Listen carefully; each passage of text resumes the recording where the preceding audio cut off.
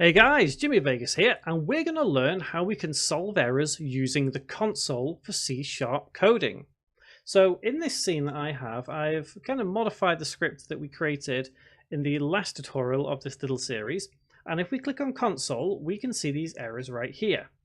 Best thing to do when you start off is just quickly click clear, just to make sure you get rid of anything which isn't a persistent error. And we can see here this first error that is given us is within this script, which is in assets, scripts, JV script 1010, and it's given us an error code and what it's expecting. So we can see here, this is the script, and we have a couple of different things wrong.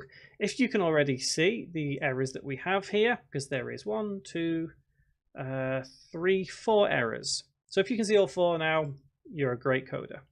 So what we can do is if we double click this right here, it will take us to the line of code, or rather where it thinks it's falling over.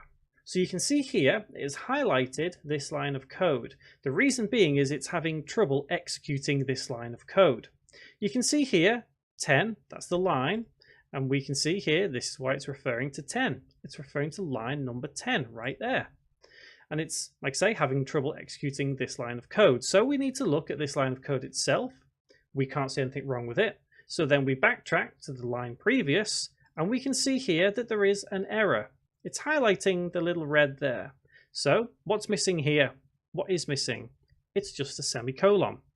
So if we place a semicolon, resave, head back to Unity, it will recompile the script quickly, and it will give us this error as well. So we can see here, this error is saying line 20. And once again, we can double click and it will take us to where it thinks there's an error. And it thinks that's an error. Realistically, yes, it is an error. Although it's just a closed curly bracket, there is nothing it's actually relating to. That's why it's underlining. So this closed curly bracket relates to this open one, so them two relate. You click on it, it will highlight. Same with this one. This one closes the class, this one opens it. So this one has no real purpose, so we can delete it and save. Head back to Unity where it will quickly recompile, and it'll say yes, we have another error. This one a little bit longer, but we can see that line 14 is where we need to deal with it. So rather than double click, we could just go to line 14. Again, we can see here it actually tells us what the problem is. So rather than fix it itself, it tells you what you need to do. So you can see here, a literal of type double cannot be implicitly converted to type float. Add suffix f to create a literal of this type. So if we double click, it will take us to that line of code, and all we can see, I said it in the last little tutorial we did, we just need to put that f in there. There we go, done. So let's save that script. As simple as that. Head back to Unity, it will compile, and we have nothing. Console is now clear. So when you have errors in your game, the console is your best friend. It will tell you more than you actually realize, because double clicking, like I showed you, will take you to roughly where the error is. It'll either take you to the line where there is an error, or it will take you to a line of code it's having trouble executing, mainly because of that line or the previous line itself. So never be afraid to use the console, and you probably will create errors as you code. It's just something that happens. You know, if you have a massive code, you get confused and whatnot, then it's just one of those things. Now, one thing to be careful of here as well, if I press play, the code itself won't actually do anything, because there is one last little thing that we have done wrong. So if we click on here, you can see this little component says there's something wrong.